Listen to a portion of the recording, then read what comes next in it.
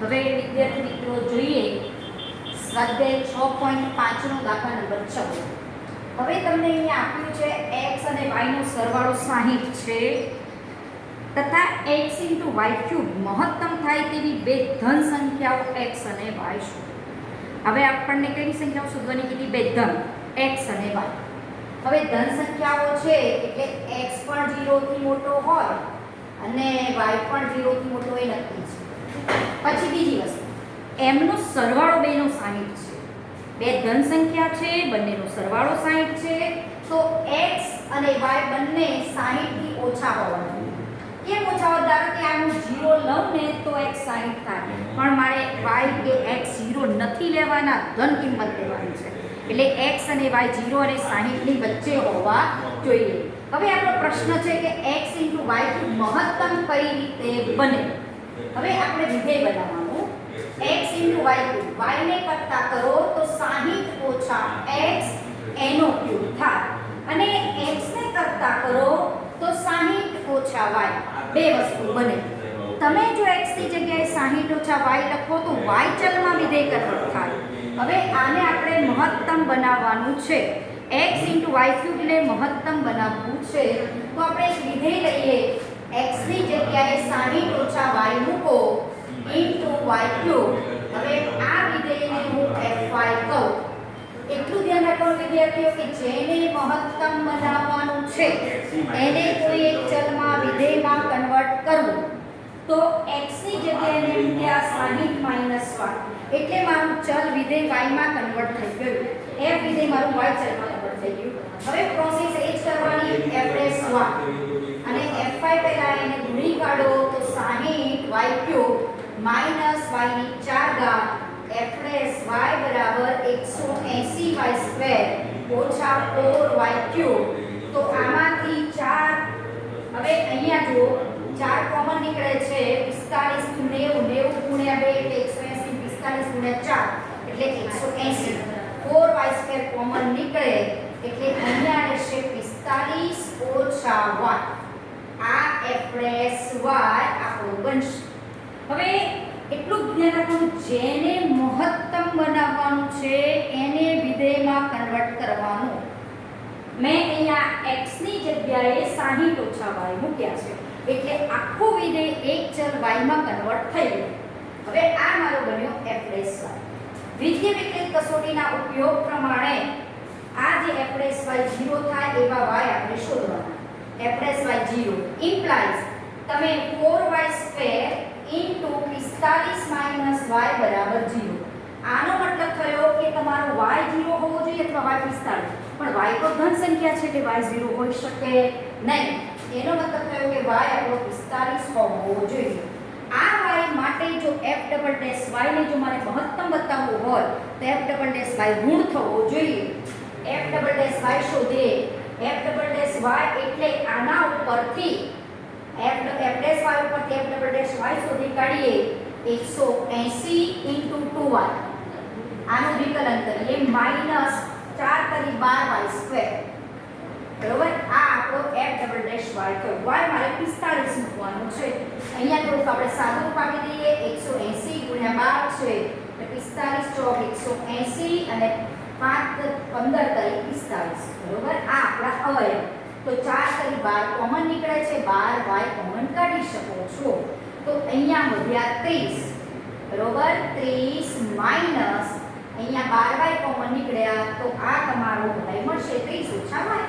હવે y જો હું 45 મૂકું આ રીતે ફોર્મમાં ગોઠવ્યા પછી તમે y 45 મૂકો અહીંયા તો f'() 45, 30 ઓછા 45 એટલે -15, અને 12 × 45 × -15 એ તો આપણે કહી શકીએ કે આ ઋણ સંખ્યા છે. જો f'(y) ઋણ આવે તો y = 45 માટે દ્વિતીય વિકલિત કસોટી પરથી f મહત્તમ બને. માટે દ્વિતીય વિકલિત કસોટી પરથી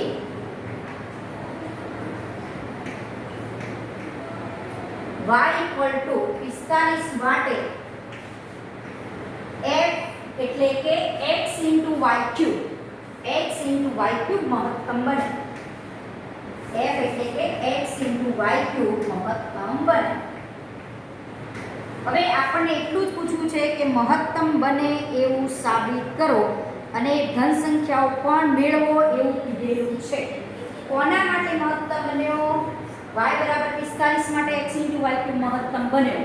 તો y બરાબર 45 મૂકી દઈએ કે x અને y નો સરવાળો 60 છે, y 45 મૂકો તો x મળે 15. એટલે જવાબ આવશે આપણો 15 અને 45.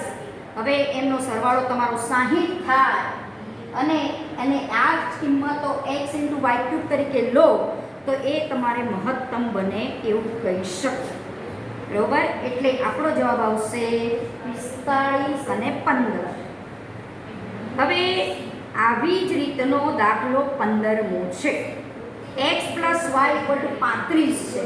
બે ધન સંખ્યાઓ x ને y શોધવાની છે. એટલે 0 થી 35 ની વચ્ચે x અને 0 થી 35 ની વચ્ચે y. ગુણાકાર x² * y5 મહત્તમ બનાવવું છે. તો x ની જગ્યાએ મૂકી દો 35 - y અને એ અહીંયા મૂકો એટલે f5 માં વિધેય કન્વર્ટ થાય. f' y શોધો એના પરથી y મળે એ f'' માં મૂકો અને f'' તમારો ઋણ થાય.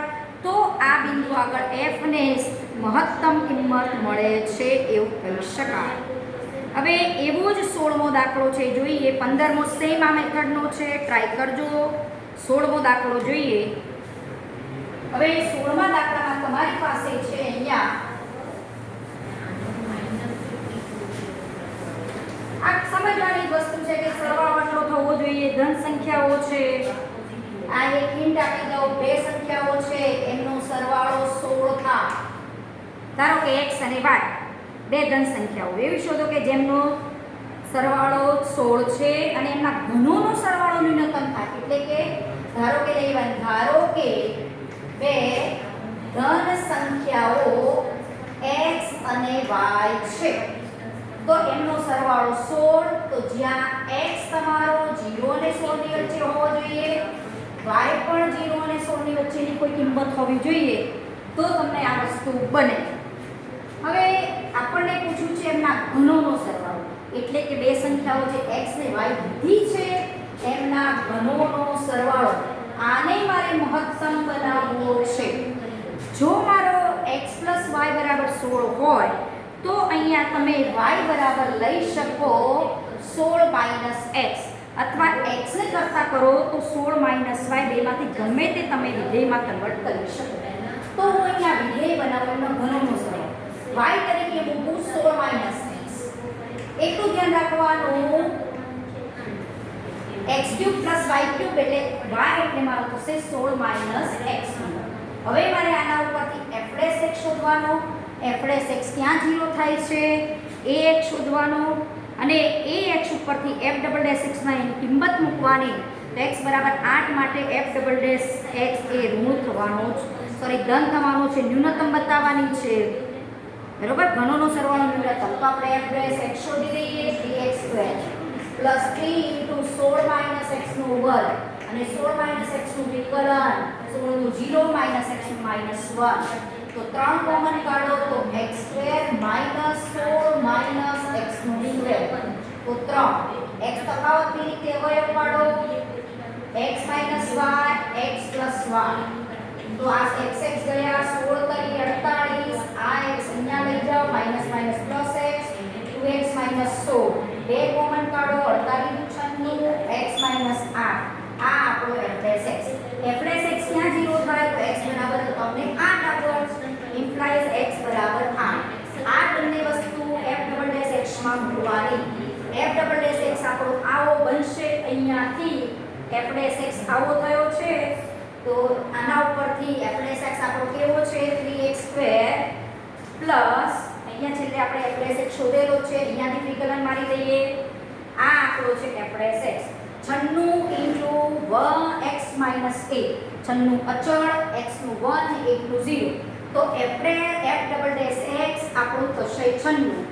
x 8 મૂકો તોય કોઈ ફેર પડશે નહીં, ગ્રેટર ધેન 0 રહેશે.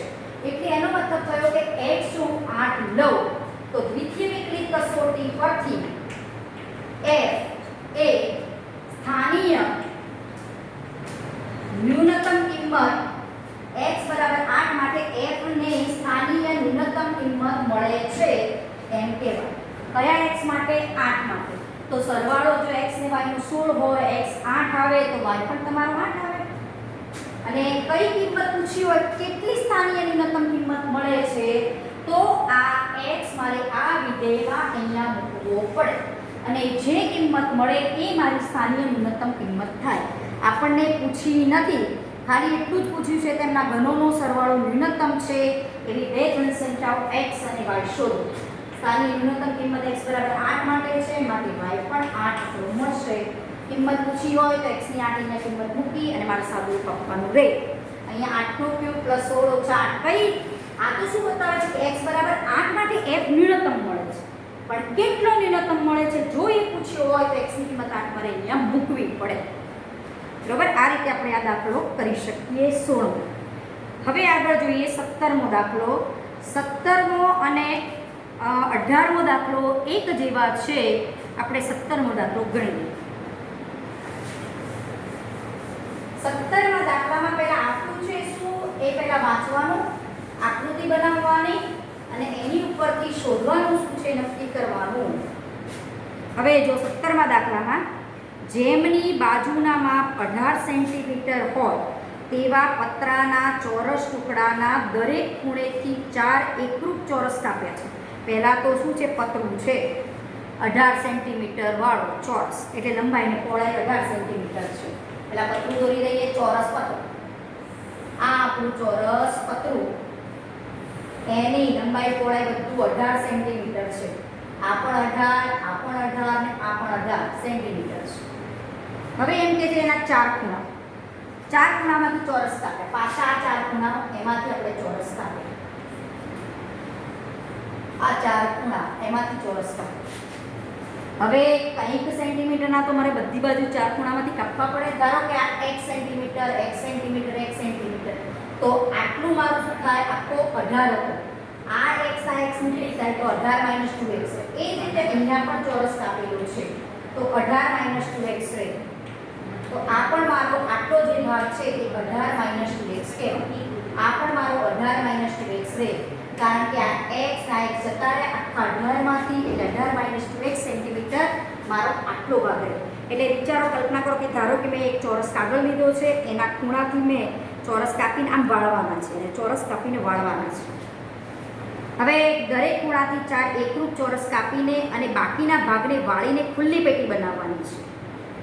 તો ખુલ્લી પેટી એટલે ધારો કે આપણે વિચારો કે આ આપણો ધારો કે ચોરસ એક પેજ છે, પતરું છે, વિચારો આમ અહીંયાથી આ કાપવાનું, અહીંયાથી આમ આ પેટી બનાવવાની, પેટી આપવા ખુલ્લી પેટી, ઉપરથી ખુલ્લી હોય. આ ચોરે 4 ટુકડા વાળી આમ બનાવી દીધું, એવી રીતની વાત કરેલી છે. તો પેટીનું ઘનફળ મહત્તમ થાય તે માટે કાપવામાં આવતા ચોરસની બાજુની લંબાઈ શોધો. હવે આપણો પ્રશ્ન છે પેટીનું શું મહત્તમ બનાવવું છે, પેટીનું ઘનફળ. એ શબ્દ પકડવાનો, હંમેશા રકમમાંથી શું શોધવાનું છે એ શબ્દ પકડીને એને જ વિધેય બનાવવાનું. પેટીનું ઘનફળ મહત્તમ બનાવવું છે. તો તમે જેવી રીતે આ ચોરસ ટુકડાને 4 બાજુથી ચોરસ કાપશો, પતરાના ચોરસ ટુકડાને 4 બાજુ ચોરસ કાપશો અને ચોરસ ટુકડાને આમ ઊભા કરી દેવાના, એટલે એક આમ આવું બોક્સ જેવું બને, આવું બોક્સ જેવું બનશે, ખુલ્લું બોક્સ જેવું બનશે. બરોબર, આવું ખુલ્લું બોક્સ જેવું બને. તો આ જે બોક્સ મળ્યું એનું ઘનફળ મહત્તમ થાય એવું કરવું છે. તો ચોરસ જે કાપ્યા છે 4 ખૂણે એ કેટલી લંબાઈના હોવા જોઈએ, તો પેટીનું ઘનફળ મારું મહત્તમ બને, એટલે કે મારે વાસ્તવમાં x શોધવાનો છે. કયા x માટે ઘનફળ મહત્તમ બને એ આપણે x શોધવાનું છે. તો અહીંયા બધું જ 18 - 2x પણ ચોરસની એક બાજુની લંબાઈ છે એટલે ધન હોવી જોઈએ, x પણ ચોરસ ટુકડાની લંબાઈ છે એટલે એ પણ ધન હોવી જોઈએ, એ પણ નક્કી છે. તો હવે અહીંયા તમારો જે બોક્સ બનશે, ખુલ્લું બોક્સ, એના ઘનફળનું સૂત્ર થશે લંબાઈ ગુણ્યા પહોળાઈ ગુણ્યા ઊંચાઈ. બોક્સનું ઘનફળ એને આપણે v પોકેટ જે કહીએ પછી નામ આપીએ. આ લંબાઈ 18 - 2x, આ પહોળાઈ પણ 18 - 2x, અને જે તમે ચોરસ આ બાજુ કાપ્યા છે એને વાળશો ને એટલે એની ઊંચાઈ પણ x મળશે. લંબાઈ ગુણ્યા પહોળાઈ 18 - 2x * 18 - 2x ઇન્ટુ ઊંચાઈ એટલે x. આ આપણું થશે બોક્સનું ઘનફળ. હવે એને કહીએ આપણે fx. fx તરીકે વિધેય બની ગયું આપણું. આ મેઇન કામ છે દાખલા. પછી તો f ડેશ x શોધવાનો, f ડેશ x 0 કરવાનો, x શોધવાનો, f ડબલ ડેશ x માં વસ્તુ મૂકવાની, આ બધું કામ કરવાનું. હવે અહીંયા f ડેશ x x નું વિકલન 1 18 - 2x નો સ્ક્વેર પ્લસ x એનો m આનું વિકલન 2 * 18 - 2x into -2 18 નું 0 - 2x નું -2. તો આ થશે 18 - 2x કોમન નીકળશે આ બે પદમાંથી. અહીંયા કૌંસમાં વધશે 18 - 2x અને -2 * 2 એટલે -4 x આટલું વધશે. 18 - 2x નો આપણા નીકળી ગયા. 18 - 2x into 18 - 6x 6 તરી 18. આમાંથી 2 કોમન નીકળે છે, આમાંથી 6 નીકળે છે, 6 દુ 12 એટલે અહીંયા વધશે આ રીતે. હવે મને x તમને અહીંયા 2 મળશે, x બરાબર મળશે 3 અને x બરાબર આપણને મળશે 9 કે જેના માટે f ડેશ x 0 થાય. f ડેશ x 0 થાય એવી x ની બે કિંમતો મળશે. x બરાબર 9 અથવા તો x બરાબર 3 આવી બે કિંમતો મળશે. હવે હું આના ઉપરથી f ડબલ ડેશ x પણ શોધી કાઢવાનું છે આપણે. f ડબલ ડેશ x એટલે આ બાદ અચળ m નો m. આ ગુણાકારના નિયમ પ્રમાણે વિકલન 9 - x m નો m 3 - x નું વિકલન -1 પ્લસ 3 - x m નો m 9 - x નું વિકલન -1. તો આ બા -9 પ્લસ x -3 પ્લસ x એટલે આવશે 2x -12. હવે આ f ડબલ ડેશ x આપણો બનશે. બે કોમન કાઢો એટલે 12 * 24 x - 6. હવે x ની કિંમત જો હું અહીંયા 3 મૂકું તો 3 - 6 એટલે -3 -3 * 24 એટલે -72. હવે આપણને શું પૂછ્યું છે? પેટીનું ઘનફળ મહત્તમ બનાવવાનું મને પૂછેલું છે. તો અહીંયા જો હું x3 મૂકીએ તો અહીંયા 3 - 6 એટલે -3 -72 એ ઋણ થાય. એટલે x બરાબર 3 માટે f એ મહત્તમ બને છે. આપણને મહત્તમ પૂછ્યું છે. સપોઝ હું x જો 9 મૂકું અહીંયા તો 9 - 6 એટલે 3 તો +72 મળે. આ -72 આપણને મહત્તમ પૂછ્યું છે. પેટીનું ઘનફળ મહત્તમ બનાવવું છે તો x બરાબર મારે અહીંયા 3 લેવા પડે. માટે એમ કહી શકો કે x બરાબર 3 માટે f મહત્તમ બને છે. સ્થાનીય મહત્તમ બને. સ્થાનીય મહત્તમ બને x બરાબર 3 માટે. હવે આ આપણો f છે. કયા x માટે મહત્તમ બને છે? 3 માટે. 3 માટે આ x આપણો મહત્તમ બને છે. હવે એમ પૂછ્યું છે કે તે માટે કાપવામાં આવતા ચોરસની બાજુની લંબાઈ પણ શોધો.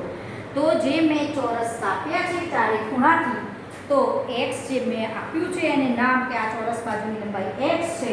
x બરાબર મને 3 મળી તો આ ચોરસ બાજુની લંબાઈ 3 સેન્ટીમીટર હશે. માટે કાપેલા ચોરસ ની બાજુ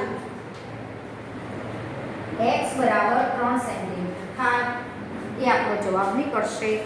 સેમ 18મો દાખલો આવો છે, ખાલી ચેન્જ ક્યાં છે એ જોઈ લો. હવે અહીંયા જે 18 × 18 નો ચોરસ લીધો હતો ને પતરું ચોરસ લીધું, અહીંયા લંબચોરસ લીધું છે. 45 અને 24 સેન્ટીમીટર લંબચોરસ પતરું લીધું છે. ખાલી આટલો જ છેદ છે. આને ખાલી તમારે લંબચોરસ બનાવવાનું છે અને કામ કઈ રીતે કરશો એ ખાલી વાત કરી લઉં.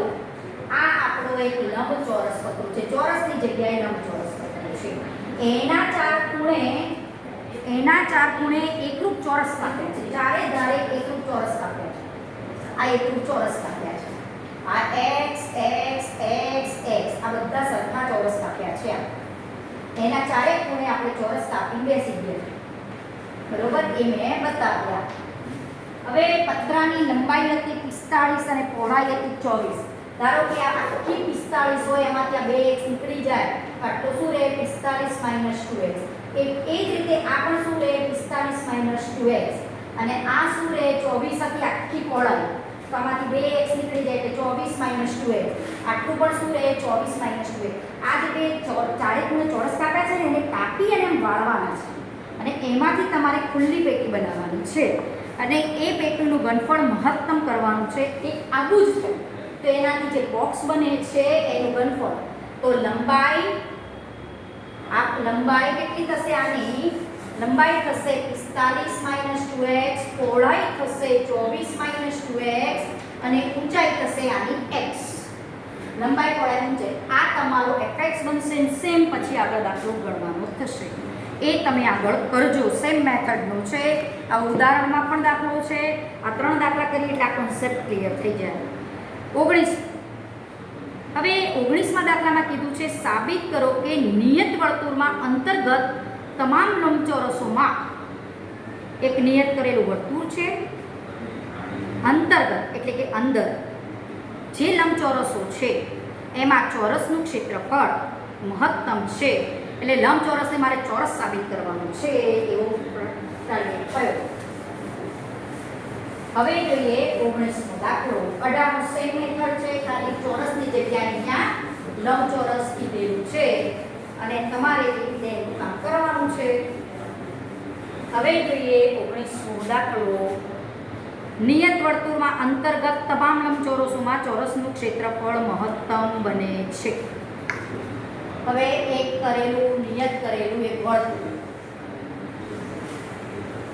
વર્તુળમાં એક દોર્યું મેં લંબચોરસ,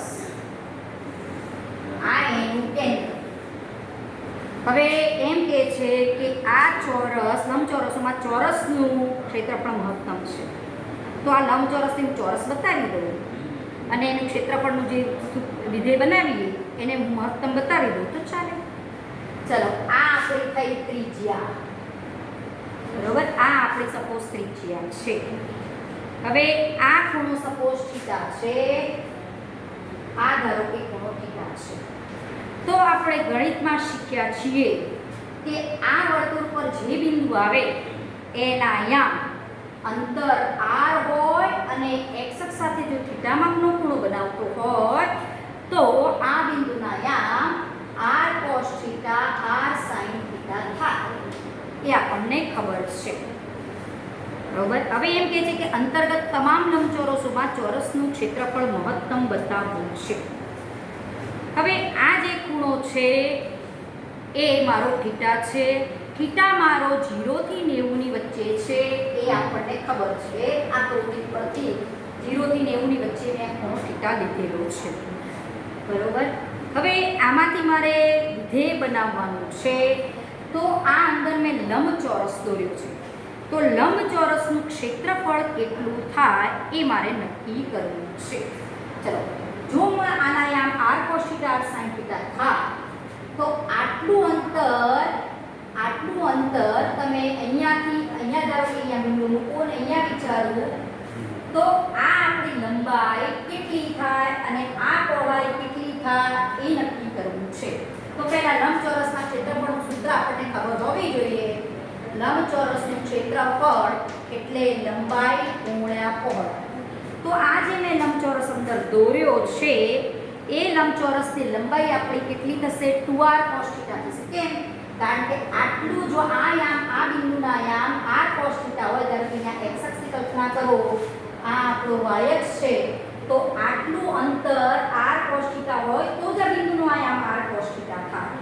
અને એ જ રીતે તમારી આ લંબાઈ છે એ આટલી r cos θ તો આનો યામ, તો આટલું r cos θ તો આટલું પણ r cos θ, તો લંબાઈ r cos θ r cos θ એટલે 2r cos θ. એ જ રીતે આ r sin θ હોય તો આટલું અંતર તમારા y અક્ષ પરથી તમને r cos θ મળે. તો આ r cos θ તો આ પણ r cos θ, તો લંબચોરસની પહોળાઈ થઈ 2r r sin θ અને r sin θ, તો લંબચોરસની પહોળાઈ થઈ 2r sin θ. તો લંબાઈ છે 2r cos θ, પહોળાઈ છે 2r sin θ, 4r square sin θ * cos θ. આ આપણા લંબચોરસનું ક્ષેત્રફળ બન્યું. આને હું f θ જો કહું તો f θ બરાબર 2 * 2r સ્ક્વેર બહાર કાઢીએ, આમાંથી 2 અલગ લઈ લઉં અને 2 sin θ cos θ એ અલગ લઈએ અને 2 sin θ cos θ અને sin 2θ આપણે સૂત્ર જાણીએ છીએ.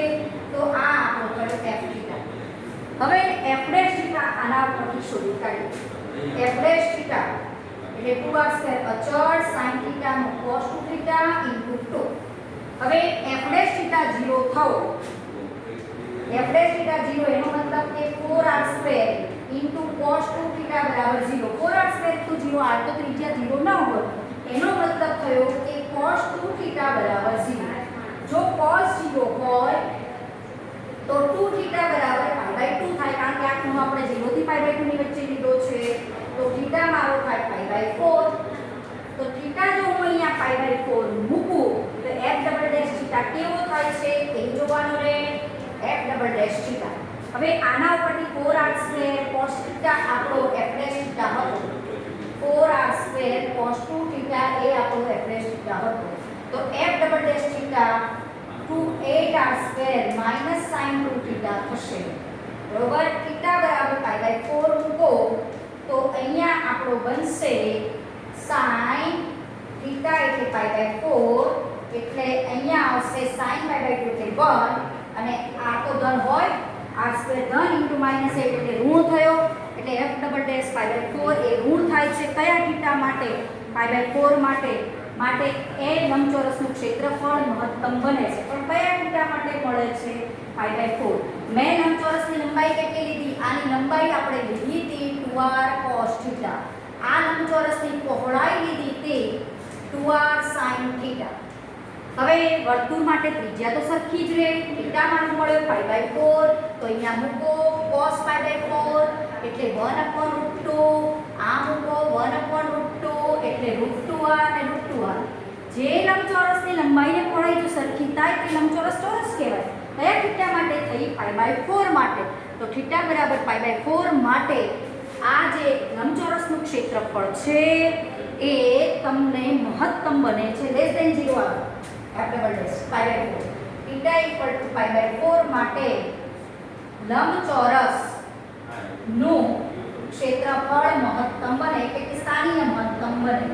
અને એ થીટા જો હું લંબાઈને પહોળાઈમાં મૂકું તો લંબાઈને પછી લખવાનું આ થીટા π/4 લંબાઈને પહોળાઈ બરાબર સરખી થવાથી આ લંબચોરસ ચોરસ બને છે. એ છેલ્લે તમારે એ લીટી લખી દેવાની. બરોબર, થીટા π/4 માટે લંબાઈ √2r, પહોળાઈ પણ √2r એટલે લંબચોરસ એ ચોરસ બન્યું કહેવાય. આ આપણો હતો 19મો દાખલો. હવે પછીના દાખલા આપણે પછી જોઈશું.